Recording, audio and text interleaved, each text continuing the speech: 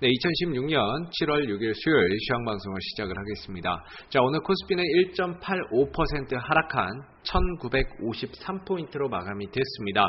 자, 최근에 브렉시트 이후에 빠르게 반등을 했었는데 그 반등 이후에 상승폭의 벌써 절반을 하루 만에 반납을 해버리는 이런 모습들이 나타났는데요. 사실 오늘 떨어진 이유 중에 하나가 브렉시트에 대한 우려감이다라는 표현 때문에 떨어지는 그런 양상을 보였지만 사실 그거는 하나의 이제 갖다 붙이기에 불과하지 않나라는 생각이 듭니다. 이미 우리나라는 브렉시트에 대한 우려감 때문에 급락이 나왔었던 상황이고요.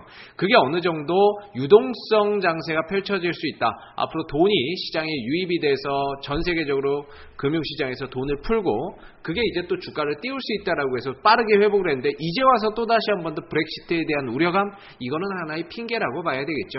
이거는 핑계라고 보고요. 사실 지금 시장이 더 이상 올라갈 만한 부분들이 없었어요. 2000포인트 항상 말씀드리지만 2000포인트에서 2050포인트 이 구간에서는 여기서는 고점 매도를 해야 되는 영역이다라고 말씀을 드리죠. 그래서 여기서 추가적인 상승은 굉장히 좀 제한적일 수밖에 없고, 그 다음에 2분기 바로 실적 시즌에 지금 들어서고 있습니다. 그만큼 이 실적 시즌이라고 하는 거는 어떤 실적이 나올 것이다 라고 해서 예상을 하고 그게 어느 정도 선반영돼서 주가가 올라가거나 탄력을 보이죠.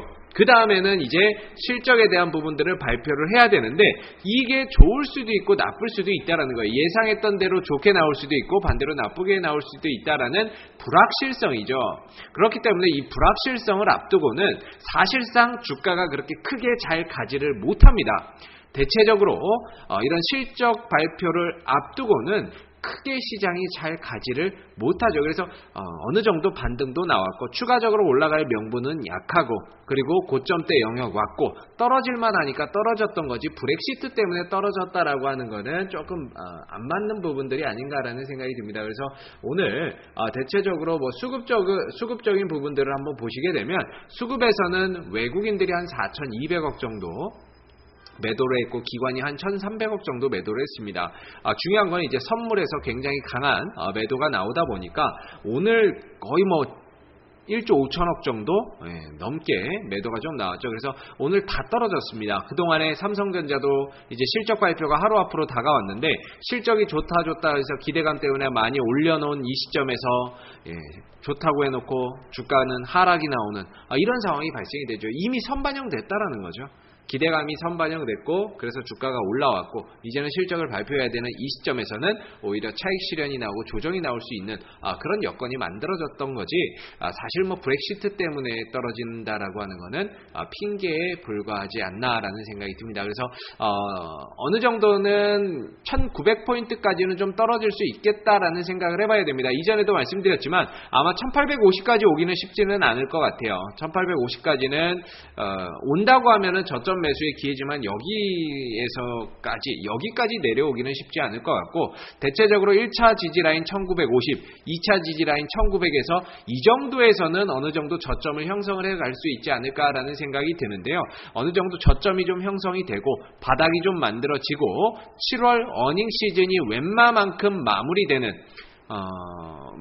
한 7월 말경에 많이 떨어져 있고 앞으로 3분기 실적이 기대되는 종목들을 선별해서 좀 잡아가는 저점 매수의 기회로 좀 잡아가는 그런 전략들이 필요할 겁니다. 그러면은 2분기에 실적 좋지 않고 그 다음에 시장 떨어져서 밀렸던 종목들이 3분기 실적에 대한 기대감을 안고 올라올 수 있기 때문에 지금은 굳이 코스피 대형주를 잡으러 들어가지 마시고 떨어지게 두셨다가 한 7월 말경에 지수도 어느 정도 저점 찍고 3분기에 실적 개선 기대감이 있는 종목들로 해석은 잡아 들어가게 되면 저점을 캐치를 할 수 있지 않을까라는 생각을 한번 해봅니다. 그래서 모멘텀 있는 종목들이 상당히 많기 때문에요.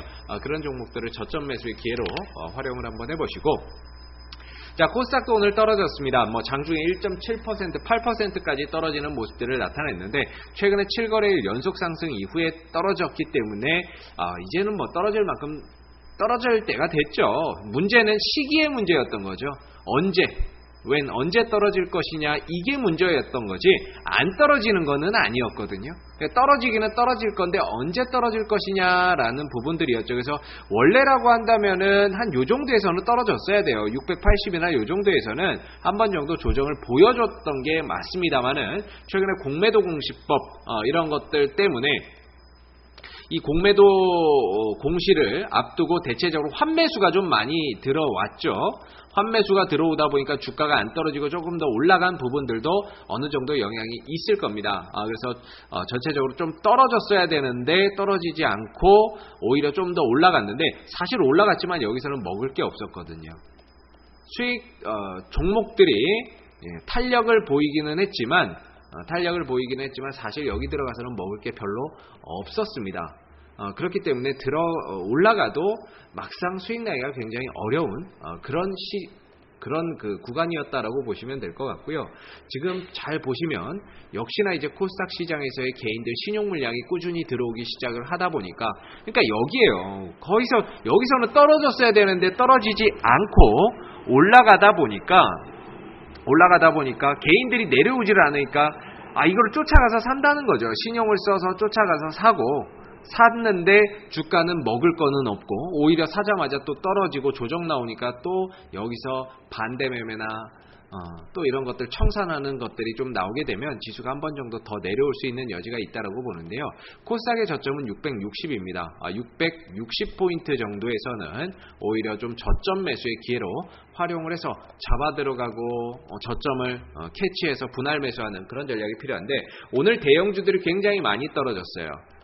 코스피, 삼성전자나 이런 종목들 굉장히 많이 떨어졌고 현대차도 많이 떨어졌고요. LG화학도 굉장히 좀 많이 떨어졌습니다만은 상대적으로 코스닥의 중소형 테마주들은 굉장히 견고한 모습들을 나타냈습니다. 정치 테마주들 있죠.